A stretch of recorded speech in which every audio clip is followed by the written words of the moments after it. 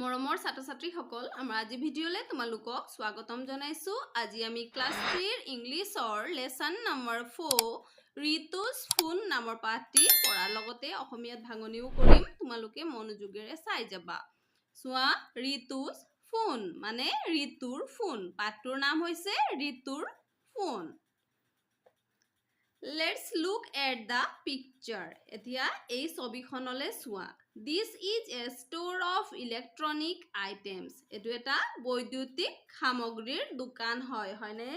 এতিয়া চোৱা, এই ইলেক্ট্ৰনিক আইটেমছ মানে হ'ল বৈদ্যুতিক সামগ্ৰী।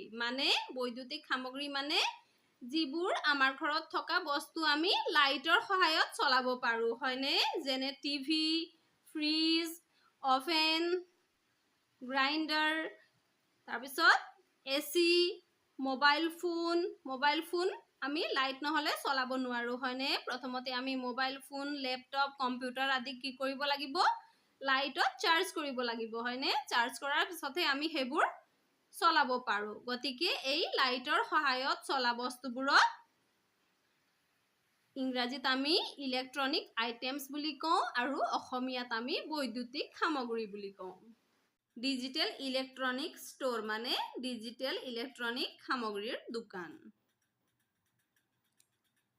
এতিয়া চোৱা, আমি ইয়াত কিছুমান বস্তু দেখিছো হয়নে? আমি এচি দেখিছো, টিভি দেখিছো, ফ্ৰিজ দেখিছো হয়নে? কম্পিউটাৰ ডেস্কটপ দেখিছো। তাৰপিছত আমি কি দেখিছো? আমি মিক্সাৰ গ্ৰাইণ্ডাৰ দেখিছো হয়নে? ওভেন দেখিছো। আমি তেনেকে বহুখিনি বস্তু ইয়াত দেখিছো হয়নে? এতিয়া চোৱা, which of the following items do you see in the picture? Put a tick in the circle. এতিয়া আমি এই ওপৰৰ ছবিবোৰত এই তলত দিয়া কোনবোৰ সামগ্ৰী দেখিছো সেইবোৰৰ তলত দিয়া এই সাৰ্কেলত আমি শুদ্ধ চিন দিব লাগিব। এতিয়া চোৱা, কম্পিউটাৰ ডেস্কটপ। আমি কম্পিউটাৰ ডেস্কটপ দেখিছো নে? দেখিছো, ইয়াত দেখিছো হয়নে? গতিকে আমি ইয়াত শুদ্ধ চিন দিব লাগিব। আমি ইয়াত শুদ্ধ চিন দিছো। তাৰপিছত চোৱা, ল্যাপটপ। আমি ল্যাপটপ দেখিছো হয়নে? এটো ল্যাপটপ, গতিকে আমি ইয়াত শুদ্ধ চিন দিম। আমব্ৰেলা, ছাতি। আমি ইয়াত ছাতি দেখিছো নেকি? নাই দেখা হয়নে? এটো বৈদ্যুতিক সামগ্ৰীৰ দোকান হয়, গতিকে আমি ইয়াত ছাতি নেদেখো হয়নে? এতিয়া চোৱা, মোবাইল ফোন। আমি এখনত মোবাইল ফোন দেখিছো নে? দেখিছো হয়নে? এইটো মোবাইল ফোন, গতিকে আমি ইয়াত শুদ্ধ চিন দিম। তাৰপিছত জুচ। আমি ইয়াত জুচ দেখিছো জানো? নাই দেখা হয়নে? হেডফোন এইটো দেখিছো হয়নে? গতিকে আমি ইয়াত শুদ্ধ চিন দিম। তাৰপিছত বুকস। আমি ইয়াত কিতাপ দেখিছো জানো? নাই দেখা, এইটো কিতাপৰ দোকান নহয় হয়নে? তাৰপিছত ৰেফ্ৰিজাৰেটৰ মানে ফ্ৰিজ। আমি ইয়াত ফ্ৰিজ দেখিছো হয়নে? গতিকে আমি ইয়াত শুদ্ধ চিন দিম। Which of the following activities do you like to do? Discuss with your friend. এতিয়া চোৱা, ইয়াত কেইটামান কাৰ্যকলাপ দিয়া আছে।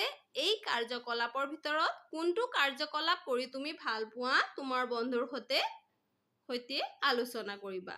Watch television মানে টিভি চাই ভাল পোৱা। তুমি যদি টিভি চাই ভাল পোৱা তেতিয়াহলে সেই বিষয়ে তোমাৰ বন্ধুক কবা। এতিয়া চোৱা, play outdoor games with my friends. মই মোৰ বন্ধুৰ লগত আউটডোৰ গেমছ খেলি ভাল পাওঁ। আউটডোৰ গেমছ মানে হৈছে ক্ৰিকেট, কাবাডী, বেডমিণ্টন, ভলীবল আদি যিবোৰ বাহিৰত খেলা খেল সেইবোৰক আমি আউটডোৰ গেমছ বুলি কওঁ। Listen to stories on a mobile phone. Mobile ফোনত মই সাধু শুনি ভাল পাওঁ। Listen to stories from my grandparents. মই মোৰ ককা আইতাৰ পৰা সাধু শুনি ভাল পাওঁ। এতিয়া এইবোৰৰ ভিতৰত তোমালোকে কোনটো কৰি ভাল পোৱা সেইটো তোমাৰ বন্ধু বান্ধৱীক কবা। এতিয়া চোৱা, let's read. আহা পঢ়ো। এতিয়া চোৱা, আমি ইয়াত ঘড়ী এখন দেখিছো হয়নে? ঘড়ীত কিমান বাজিছে? 9:10 গৈছে হয়নে? এতিয়া আমি এখন ছবিত ল'ৰা এজনক দেখিছো হয়নে? ল'ৰাজনৰ নাম ঋতু হয়, কাৰণ আমি পাঠটোত ঋতুজ মোবাইল ফোন বুলি পাইছো হয়নে? এজন ঋতু হয় আৰু এইটো ঋতুৰ মোবাইল ফোন হয়। এতিয়া চোৱা Ritu had a small phone. ৰিতুৰ এটা সৰু ফোন আছিল. He loved playing games and watching videos on his phone. আৰু সি তাৰ সেই মোবাইল ফোনটোত গেম খেলি আৰু ভিডিঅ' চাই ভাল পাইছিল. এতিয়া চোৱা আমি এই ছবিখনত ৰিতুক দেখিছোঁ হয়নে? ৰিতুৱে মোবাইল ফোন চাই আছে আৰু ওচৰতে মায়ে ৰাখি দিয়া খাদ্যখিনি খোৱা নাই হয়নে? Ritu spent his leisure time playing games and watching videos on his phone. ৰিতুৱে তাৰ আজৰি সময়খিনি কি কৰিছিল? মোবাইলতে গেম খেলিছিল আৰু ভিডিঅ'বোৰ চাইছিল হয়নে? Sometimes he even missed his meals. আৰু কেতিয়াবা সি তাৰ খাদ্য খাবলৈও পাহৰি গৈছিল. He was always busy on his phone. সি সদায় তাৰ ফোনটোকে লৈ ব্যস্ত হৈছিল. He stopped going out and playing with his friends. আৰু এই ফোনটো পোৱা পিছৰ পৰা ৰিতুৰ কি হ'ল? সি বাহিৰলৈ গৈ বন্ধুসকলৰ লগত খেলাটো বাদ দিলে. অনবৰতে সি ঘৰত বহে আৰু মোবাইল ফোনটোত হয়তো ভিডিঅ' চাই নহয় সি কি কৰে গেম খেলে. One day he came to his mother rubbing his eyes and said. এদিনাখন সি কি কৰিলে? চকু এয়া চোৱা মোহাৰি মাকৰ ওচৰলৈ আহিলে আৰু ক'লে, Mother, I am not feeling well. মা মোৰ ভাল লগা নাই. I feel sleepy all the time. আৰু মোৰ অনবৰতে টোপনি ভাৱ হৈ থাকে বুলি ক'লে. এতিয়া চোৱাচোন আমি ঘড়ীখনত সময় দেখিছোঁ হয়নে? 6:30 গৈছে. Ritu's mother took him to a doctor. তাৰপিছত ৰিতুৰ মায়ে ৰিতুক ডক্তৰৰ ওচৰলৈ লৈ গ'ল. She told the doctor about Ritu's overuse of the mobile phone. তাৰপিছত মাকে ডক্তৰক ৰিতুৱে অতিপাত মাত্ৰাত মোবাইল ফোন চোৱা কথাটো ক'লে. The doctor prescribed some medicines. তাৰপিছত ডক্তৰে কেইটামান ঔষধ লিখি দিলে. The doctor said a few things to Ritu. তাৰপিছত ডক্তৰে ৰিতুক কেইটামান কথা ক'লে. Dear Ritu, phone time is like eating a chocolate. ডক্তৰে ক'লে যে ৰিতু ফোন চোৱা সময়টো চকলেট খোৱাৰ দৰে হয়. মানে a little is fine but too much is bad. অকমান খালে ভাল কিন্তু অতিপাত মাত্ৰাত খালে বেয়া. এতিয়া চোৱাচোন তোমালোকে চকলেট যদি অকমান কেতিয়াবা খোৱা তেতিয়াহ'লে সেইটো ভাল কথা হয়নে? আৰু যদি তোমালোকে অনবৰতে চকলেট খাই থাকা তেতিয়াহ'লে কি হ'ব?